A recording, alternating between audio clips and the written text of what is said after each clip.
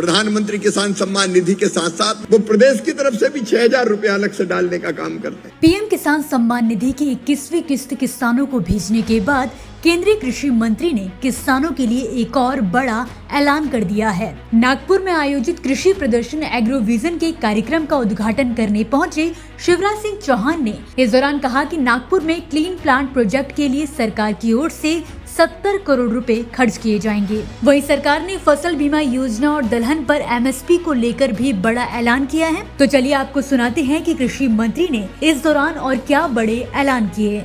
आज प्रारंभ में नितिन जी ने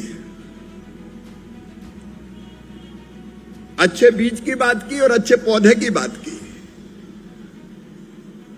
अभी तो ऑरेंज सिटी है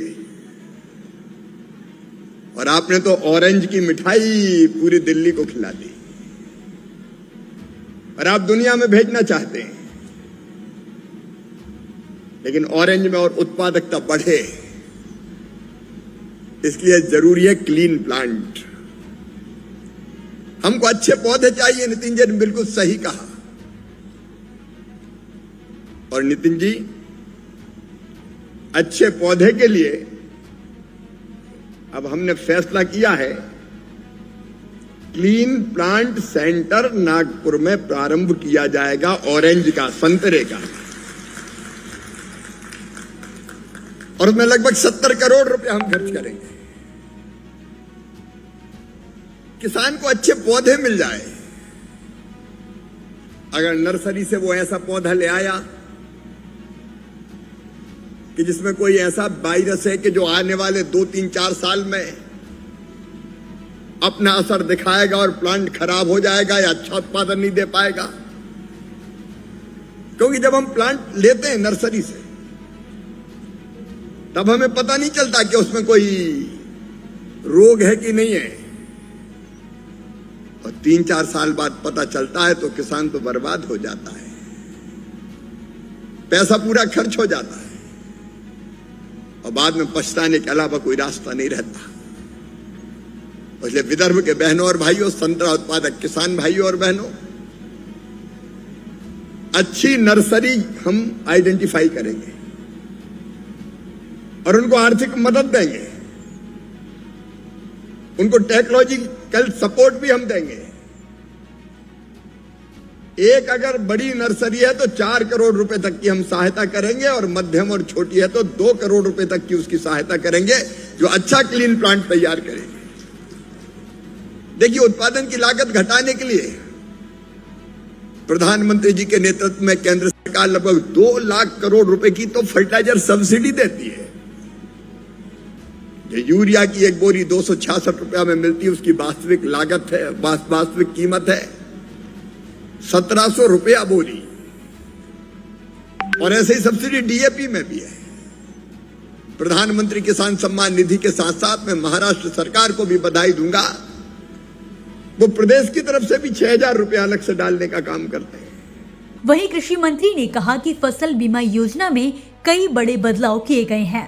अब किसानों को प्राकृतिक आपदाओं से होने वाले फसल नुकसान का भी कवर दिया जाएगा। वहीं दलहन पर एमएसपी को लेकर भी कृषि मंत्री ने बड़ा ऐलान किया। फसल बीमा योजना में, प्रधानमंत्री फसल बीमा योजना में, ये प्रधानमंत्री फसल बीमा योजना जोखिम कवर करती है और नुकसान हो जाए तो उसके भरपाई का काम करती है। लेकिन महाराष्ट्र के किसान कई दिनों से कह रहे थे कि पानी ज्यादा गिरा, पानी भर गया खेत में और उसमें फसल खराब हो गई, तो जल भराव से जो फसल खराब होती है उसका नुकसान देने का प्रावधान फसल बीमा योजना में है ही नहीं। और कई जगह किसान शिकायत करते थे कि जंगली जानवर अगर उनकी फसल को नुकसान पहुंचा जाए तो उस नुकसान की भरपाई नहीं होती थी। मेरे किसान मित्रों, शेतकरी बंधु और भगिनियों, अब हमने तय किया है कि जल भराव के कारण, पानी भरने के कारण भी फसल अगर खराब होगी तो वह प्रधानमंत्री फसल बीमा योजना में शामिल कर ली गई है। अब उसके नुकसान की भरपाई की जाएगी।